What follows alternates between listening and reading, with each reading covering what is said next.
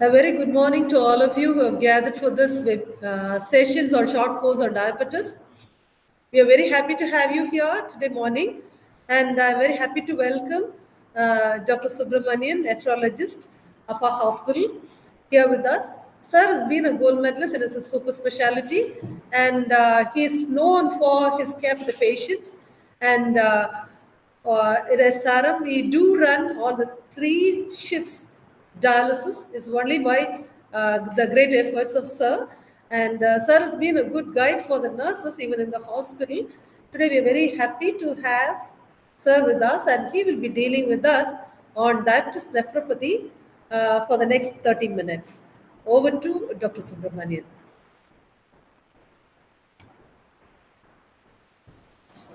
Good morning, one and all.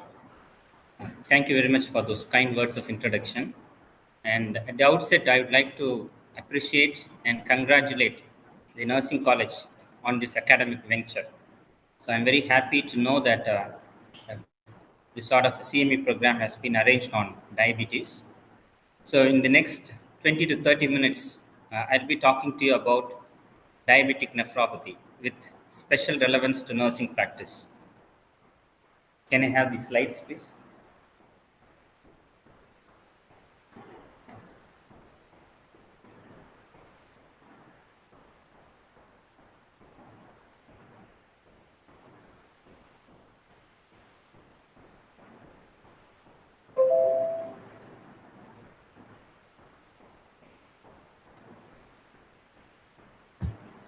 Thank you. So I'll be talking to you about what is diabetic nephropathy, how we can prevent diabetic nephropathy, and once patient has established diabetic nephropathy, how do we treat diabetic nephropathy? So I'm going to share glimpses on those. See why it is important to know about diabetic nephropathy. So that is because more than 40 million people in India, they suffer from diabetes. And India is the world capital of diabetes, and it is estimated that by 2025, about 70 million people in India would be affected by diabetes. So if you have 100 patients with diabetes, nearly 1/3 of them will end up with diabetic nephropathy. And diabetic nephropathy is the commonest cause of end-stage renal disease throughout the world. See, what does it mean? See, if you have 100 patients on dialysis, the most common cause of patients ending up with dialysis is diabetic nephropathy. More than 1/3 of them would have diabetic nephropathy as the cause of end-stage renal disease. See, end-stage renal disease means it is chronic kidney disease where patient's renal function is very much diminished. So the renal function is less than 5%. So the patient requires dialysis or kidney transplant. That is what we call as end-stage renal disease. So if you look at patients with end-stage renal disease, the most common cause of end-stage renal disease is diabetic nephropathy. And diabetic nephropathy is a microvascular complication of diabetes. You might have learned about retinopathy and neuropathy. See, all these three, retinopathy, nephropathy, and neuropathy, they are all microvascular complications. When we say microvascular, it means it involves the small blood vessels. The small blood vessels are affected, and that is why we call as microvascular complication. So what is the clinical characteristic? When do you diagnose diabetic nephropathy in a diabetic patient? See, usually in type 1 diabetes, the patient will have long-standing diabetes, say 10 to 15 years of type 1 diabetes. Or in type 2 diabetes, even at the time of diagnosis of type 2 diabetes, you can have diabetic nephropathy. So you diagnose diabetic nephropathy by the presence of proteinuria. The hallmark of diabetic nephropathy is proteinuria, proteinuria, proteinuria. You can also call it as albuminuria. So what does it mean? If the patient excretes more than 300 milligram of albumin in 24 hours urine, it is characteristic of diabetic nephropathy. And it is accompanied by hypertension and a progressive decline in GFR. See, the normal GFR is 100 to 120 ml per minute. So patients with diabetic nephropathy will have a gradual decline of GFR. So about 10 ml of GFR will be lost every year. So if you have these three characteristics in a diabetic patient, then you can make a confident diagnosis of diabetic nephropathy. So a diabetic patient presenting with albuminuria, more than 300 milligram per 24 hours, hypertension defined as a BP more than 140/90, and a progressive decline in GFR, you can make a diagnosis of diabetic nephropathy. So when the GFR falls below 60, then the serum creatinine will increase more than 1.2. So I will give you an example. A type 2 diabetic patient, 50 years old, who has diabetes for 10 years, and his urine analysis reveals 2 plus proteinuria. His BP is 170 over 100. His serum creatinine is 1.4. Then you can make a diagnosis of diabetic nephropathy. So I talked to you about albuminuria. You must know about what is normal level of albumin excretion in urine, what is microalbuminuria, and what is macroalbuminuria. So previously we used the term microalbuminuria and macroalbuminuria, but now the terminology has changed. See, any normal individual will excrete less than 10 milligram of albumin in urine in 24 hours. Anything less than 30 milligram is called as high normal, that is, it is acceptable. But if the patient excretes more than 30 milligram of albumin in a 24 hours sample, it is abnormal. Always remember, it's very, very important. So you collect a 24 hours urine sample. In that sample, you measure the albumin excretion. If the albumin excretion is more than 30 milligram but less than 300 milligram, you call it as microalbuminuria. And if the patient excretes more than 300 milligram of albumin in urine, you call it as overt proteinuria or macroalbuminemia. So the current terminology is severely increased albuminuria. If the patient has more than 300 milligram of albumin excretion in 24 hours urine. So this is also known as overt proteinuria, macroalbuminuria, or severely increased albuminuria. See, this is the stage which is clinically manifest. If the patient excretes more than 300 milligram of albumin in 24 hours, he will have clinical symptoms. So what is the hallmark clinical symptom of albuminuria? Patient will have edema, leg edema, and facial puffiness. So this is the later stage. In the initial stage, patient excretes small amount of protein, small amount of albumin in the urine. See, whenever a patient develops diabetic nephropathy, he does not develop macroalbuminuria directly. He passes through these stages. See, in a patient who has diabetes, which is not controlled, let us say you have a diabetic patient, he is not taking care of his diabetes properly. So initially he will be excreting normal amount of albumin in urine, that is less than 30 milligram of albumin in urine. But with time, what happens? Because of hyperglycemia, the kidney gets damaged. So patient excretes small amount of albumin in urine. So that is what is known as microalbuminuria. That is 30 to 300 milligram of albumin per 24 hours. This stage, which is coded orange here, is not clinically manifest. It is a asymptomatic stage. Patient will not have any edema. Patient will not have any clinical symptoms. Whereas when the patient progresses to later stage, when the kidney damage increases further, he will be excreting more than 300 milligram of albumin in urine per 24 hours. So the stage of overt proteinuria or macroalbuminuria, which is a clinically manifest stage. So you must understand that a diabetic patient progresses through these stages: a normal albuminuria stage, high normal albuminuria stage, microalbuminuria stage, and finally he ends up with macroalbuminuria stage. So this is a model of diabetic nephropathy, conceptual model of diabetic nephropathy, which you must understand. See, let us say you have a diabetic patient. So initially his kidneys are normal. And then what happens? He develops risk factors. What is that risk factor? The diabetic patient is not getting his sugar under control. He is not properly taking care of his diabetes. So what happens? He also develops hypertension, let us say. That is another risk factor. So this diabetes or hyperglycemia will result in structural damage in the kidney. So if you do a microscopic examination, if you do a biopsy, kidney biopsy at this stage, you will find some structural changes. I will tell you later what are the structural changes that happen. And then the patient will develop microalbuminuria. That is, small amount of albumin will be excreted in urine. That is 30 to 300 milligram of albumin will be excreted in urine. And then he progresses to the stage of overt proteinuria. What is overt proteinuria? More than 300 milligram of albumin will be excreted in urine per 24 hours. So this is the clinically symptomatic stage where patient will present to you with facial puffiness, pedal edema. At this stage, he will have hypertension, and at this stage, his serum creatinine will increase. And later he progresses to the stage of failure. That is end stage renal disease, what I already told you. That is, the GFR is less than 5 ml per minute. That is, the kidney function is reduced to less than 5%, where patient will require dialysis. So this is how diabetic nephropathy progresses. So let me repeat. Initially the kidneys are normal. Then hyperglycemia, prolonged hyperglycemia is a risk factor for diabetic nephropathy. So patient is not taking care of his diabetes properly. So that results in structural damage in the kidney. Then this manifests as microalbuminuria, that is small amount of albumin is excreted in the urine.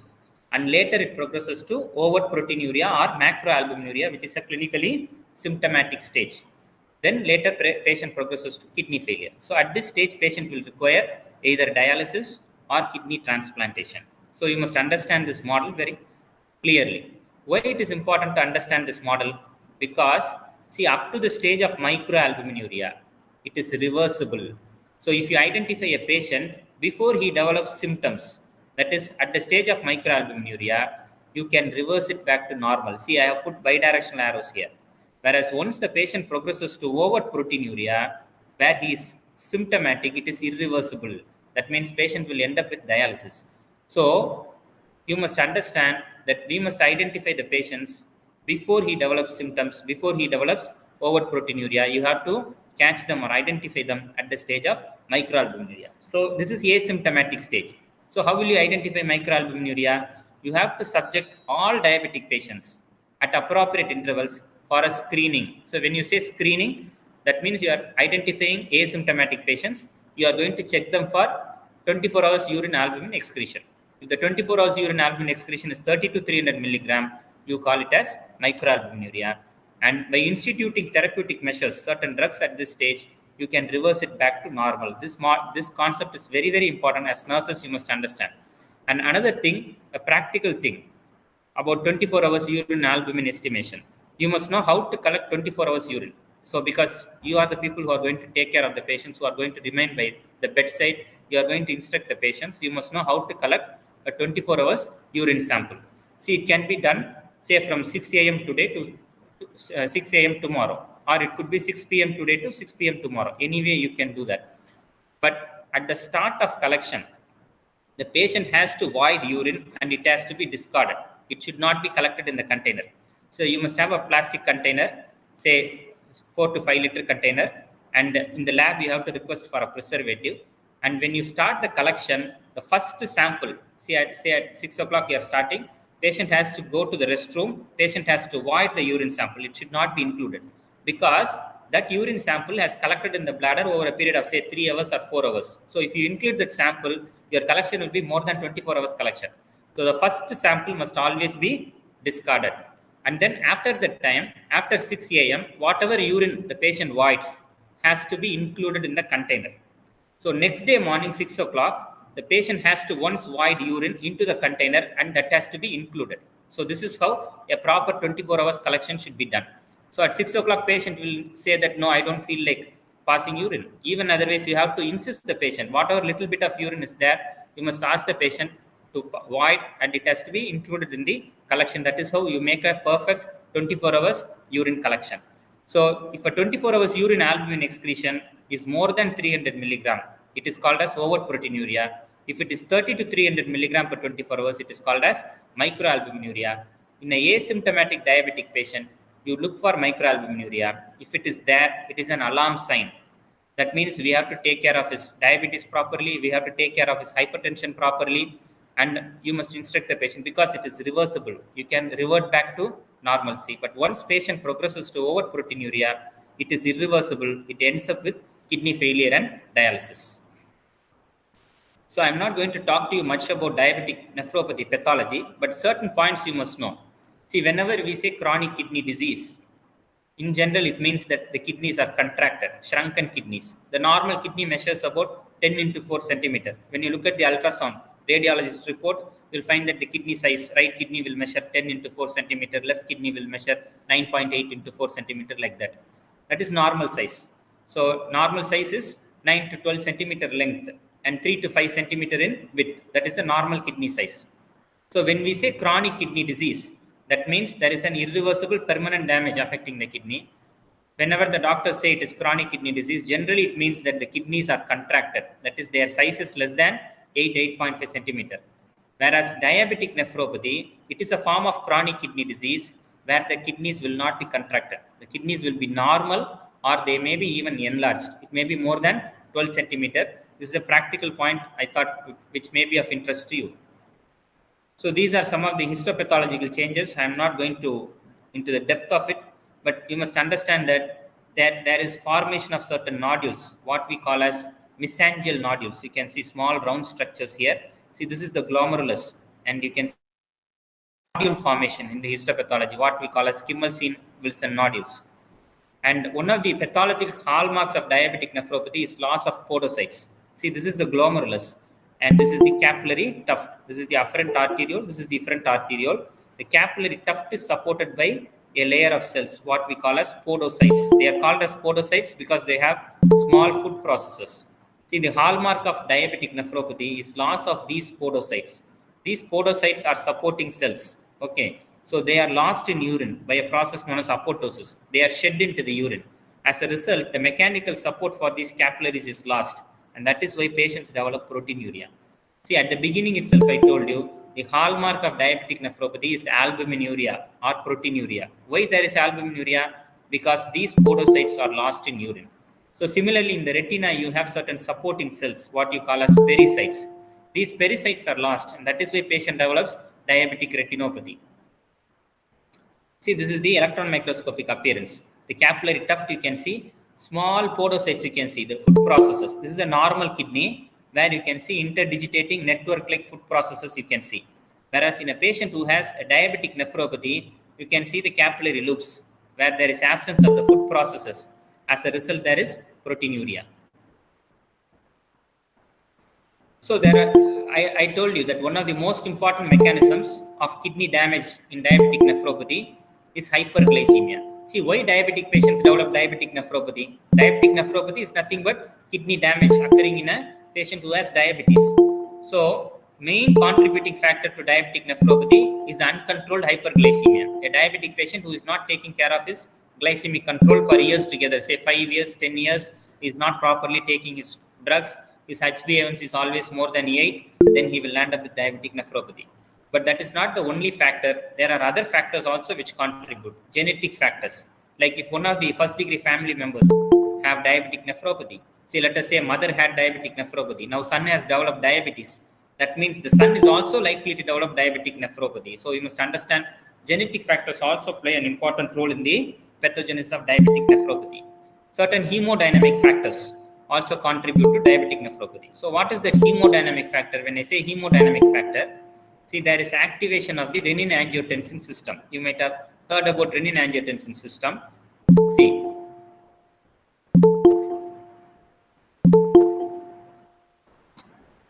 so in diabetes, what happens in diabetes? So in diabetes, there is excretion of glucose in the urine. There is hyperglycemia, isn't it, in diabetes? So patient is not taking care of his glycemic control. There is hyperglycemia. As a result, what happens? So you can see more of glucose is excreted in the urine. So whatever glucose enters into the tubules, it is reabsorbed by the sodium glucose co-transporters, which are present in the proximal tubule. So when I say co-transporter, it reabsorbs glucose as well as sodium. Okay. So sodium is proximally reabsorbed in the renal tubule, in the nephron. So as a result, less amount of sodium is delivered to the macula densa. This is the distal nephron. So whenever less amount of sodium is delivered to the distal nephron, it results in afferent arteriolar dilatation. So this is the glomerulus, this is the afferent arteriole, this is the efferent arteriole. Whenever less amount of sodium is delivered to the distal nephron, it results in dilatation of the afferent arteriole. This is what we call as a tubuloglomerular feedback. As a result, the renal blood flow increases. Okay. So there is increased blood pressure, hydrostatic pressure in the glomerulus. So whenever the pressure inside the glomerulus increases, what happens? So the filter gets damaged. See, the capillary tuft here, it acts as a filter, isn't it? The main function of the kidney is to filter the blood and remove all the toxins or the uremic toxins. So the capillary bed is essentially, it acts like a sieve or a filter. So whenever the renal blood flow increases, it flows like a jet and it damages the capillary tuft. So resulting in proteinuria. So afferent arteriolar dilatation is what we call as certain hemodynamic factors. So you can see this is a normal kidney. You can see the glomerular tuft. Whereas in diabetes, there is dilatation of the afferent arteriole. More blood enters into the glomerular tuft. This glomerular tuft gets damaged. Okay. So that results in proteinuria. So you must understand the clinical presentation of diabetic nephropathy. As I told you, there are two stages. One is stage of microalbuminuria, and secondly comes the stage of macroalbuminuria or overt proteinuria. So initially, patient presents with microalbuminuria, which is a asymptomatic stage. So the patient excretes around 30 to 300 milligram of albumin in urine in 24 hours. And when you do a routine urine examination, what we call as urine complete examination or a urine routine, which is done with a dipstick, this microalbuminuria will not be identified. You must understand. Urine albumin will come as nil when you do a regular urine routine, because this urine dipstick is not sensitive to identify the small amount of albumin that leaks in urine. So to diagnose microalbuminuria, you need a 24 hours urine collection and you have to specifically measure urine albumin. Then only you can make a diagnosis of microalbuminuria. You do a routine urine dipstick, urine albumin is nil, it does not exclude microalbuminuria. So the initial stage is known as stage of incipient nephropathy. Patient is asymptomatic, so it is identified by voluntary screening, and urine dipstick will be negative. Patient serum creatinine will be normal, and the blood pressure will be apparently normal. So if you test the blood pressure in the office, it will be normal. In the hospital, if you record the blood pressure, it will be normal. But when the patient is sleeping, normally whenever we all sleep, when a normal individual sleeps, the blood pressure further falls. See, if your baseline BP is 120/80, during your sleep, your blood pressure will fall to 110/70. That is a normal pattern. That is not what is known as nocturnal dipping. Nocturnal means nighttime when you sleep. Dipping means falls. So that is a normal pattern. Whereas in the incipient nephropathy stage, when you do ambulatory BP monitoring, that is when the patient sleeps, when you monitor the BP, this nocturnal dipping will be lost. See, office BP, when you measure it in the hospital, it will be 120/80. And when the patient sleeps, when you measure the BP, it will still be 120/80 or it may increase. That is the earliest sign of diabetic nephropathy. Earliest sign of diabetic nephropathy. Then comes the second stage, that is stage of overt nephropathy. So during this stage, the patient has macroalbuminuria or overt proteinuria. That means he excretes more than 300 milligram of albumin in 24 hours urine. And in this stage, the patient has symptoms.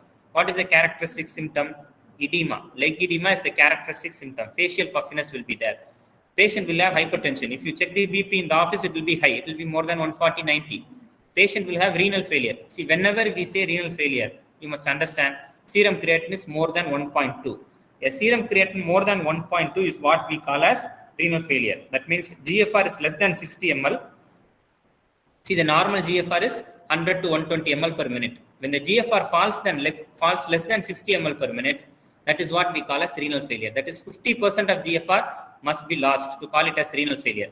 When the GFR falls less than 60 ml, then only the serum creatinine rises more than 1.2. So this is the second stage. So initial stage is asymptomatic incipient nephropathy. Second stage is symptomatic overt nephropathy, where patient has edema, hypertension, creatinine more than 1.2, urine albumin 24 hours excretion is more than 300 milligram. And when you do a urine dipstick or a routine urine examination, it will detect proteinuria. It will come as 1+, 2+, or 3+. And this stage could be accompanied by other microvascular complications like retinopathy.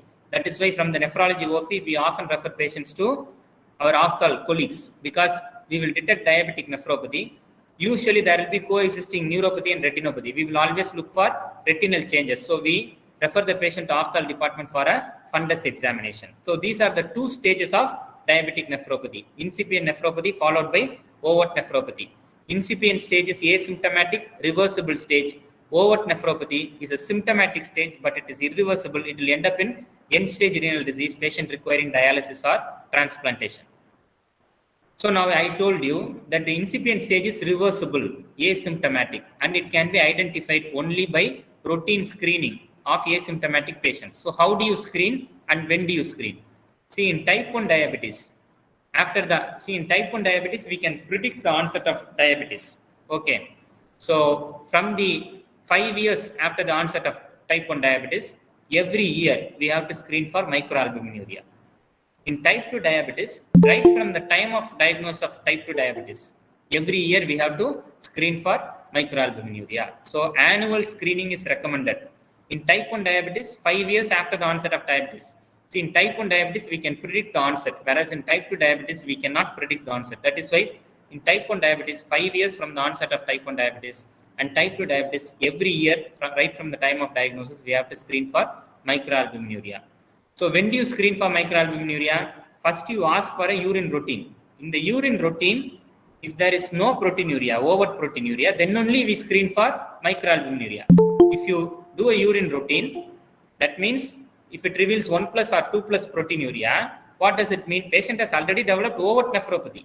Okay, then we should not screen for incipient nephropathy, because only it progresses from the stage of incipient nephropathy, then only it goes to the stage of overt nephropathy. So if your urine routine reveals 1 plus or 2 plus proteinuria, then you directly make a diagnosis of diabetic nephropathy. If the urine dipstick is negative, if it reveals nil protein, then only you screen for microalbuminuria. So how do you screen?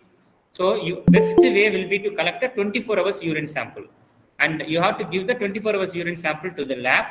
The lab will measure albumin. That is the best method, but it is very tedious. Patient has to stay in the hospital, and the sample should not be lost in the restroom. So all those restrictions are there. It is a cumbersome procedure. Instead of collecting a 24 hours urine sample, you can also have a spot sample. With the spot sample, you can diagnose microalbuminuria. So how do you do that? The first voided sample, early morning, first voided sample has to be given for testing. We test what is called as albumin creatinine ratio. Instead of measuring whole albumin, we measure albumin in that spot sample, we measure creatinine in that spot sample, and we make a ratio what is called as albumin creatinine ratio. So if the albumin creatinine ratio, if it is 0.3 to 3, 0.03 to 0.3, then you call it as microalbuminuria, or simply you can call it as 30 to 300. Just like your 24 hours urine protein, you can remember 30 to 300. Albumin creatinine ratio is 30 milligram per gram of albumin, per gram of creatinine. 30 to 300 you can remember. If the ACR is between 30 to 300 gram per gram of creatinine, then you call it as microalbuminuria. So you have to test at least 3 samples, and 2 out of 3 samples should test positive. Then you can make a confident diagnosis of microalbuminuria. Once your patient has microalbuminuria, it is a reversible stage. You have to implement stringent glycemic control. You have to you have to implement good control, tight control of hypertension. Thereby you can reverse it.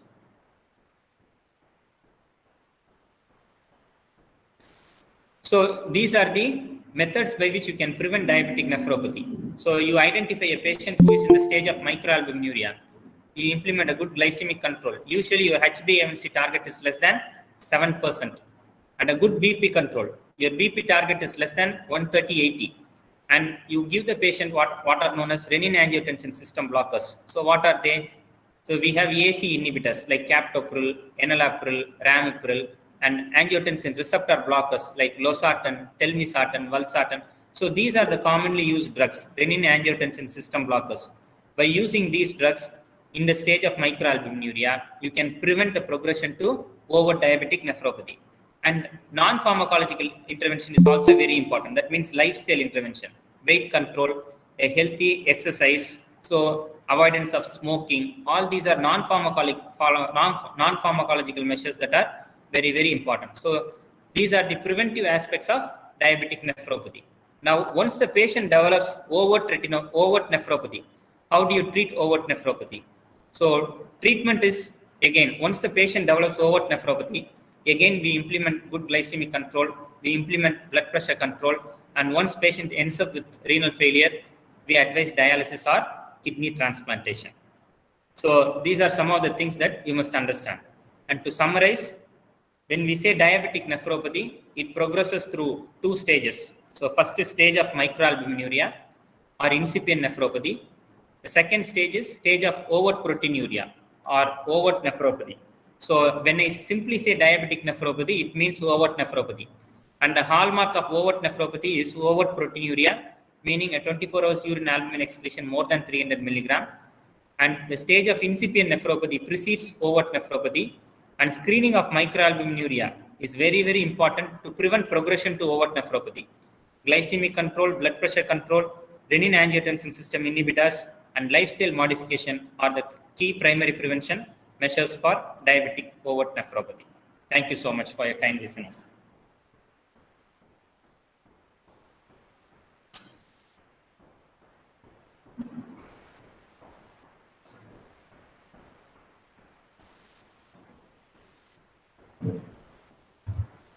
Thank you, sir, for that lovely session. It was quite informative. As I think most of you as nurses would have understood what sir meant, and you would have followed of his instructions. Hope we'll be adopting all these things in the clinical setup or when we are dealing with our patients. Every single point that he has mentioned to us about albuminuria. When do we say it's a microalbuminuria? When do we say it is an overt albuminuria? Micro and macro. So we should be able to adopt that. And when we think of patients with the type 1 and type 2, then we can go ahead and tell them for a, analysis or a screening. That's very important. It is whether it is right at the time of onset or at the time of, after 5 years at the time of onset for type 1. So I think we ought to be really alert about that so that we can prevent the end-stage renal disease. If we can think of in the early stage itself, which is reversible, so we will be able to, by means of a small test, a microalbuminuria, we will be able to prevent them from progressing into final CKD-SH. As well as we ought to know that the renals are not contracted. The kidneys are not contracted in diabetic nephropathy. And we say that, the sir was saying that in diabetic nephropathy, it is enlarged. So when patients come to us, when you're in a community, in a tertiary care center, people like sir will be available. But in a community center, when you're in a village, when do you want to refer? When you think of a patient having, he said about a proteinuria by using a dipstick. It's a very easy way for us to identify and immediately refer the patient. So I think we will be able to adopt that in our daily life. And at the earliest, if we can refer them, we will be able to prevent a lot of damage or the chronicity in the patient's life as such. And we will be able to improve their quality of life. Thank you, sir. Thank you so much. And dear friends, we have, in your chat box, you will be receiving a link. Kindly click that link in order to enter into the quiz. So, at the event of completing your quiz, you'll be able to generate a e-certificate. If you're not able to connect to us, kindly call me over to the landline or to my mobile number. I'll be able to guide you. We'll be online for you. Thank you. Thank you, sir. Thank you, sir.